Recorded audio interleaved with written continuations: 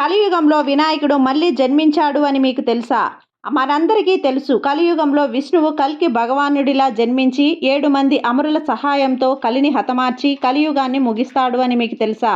గణేశుడు కూడా కలియుగ అంతంలో ధూమకేతు అవతారం ఎత్తాలని ధూమకేతు అవతారం గురించి గణేష్ పురాణంలో చెప్పబడింది. ఈ అవతారంలో గణేష్ చేతిలో ఒక శక్తివంతమైన వస్త్రాన్ని పట్టుకొని నీలిరంగు గుర్రం మీద వస్తాడని, ఆయన శరీరం నల్లగా కప్పబడి ఉంటుందని, అందుకే ఆయనను ధూమకేతు అని అంటారని, మరియు బూడిద రంగుతో దూరవర అని కూడా పిలుస్తారు.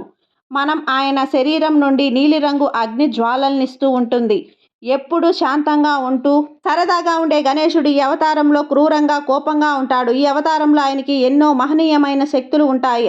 ఆయనకి కావలసిన సమయంలో అస్త్రాలు మరియు లక్షల సైన్యాన్ని ప్రత్యక్షం చేయగలడు. ఈ అవతారానికి ముఖ్యమైన కారణం ఏంటి అంటే, అభిమానసుర అనే క్రూరమైన రాక్షసుణ్ణి హతమార్చాడు గణేశుడు.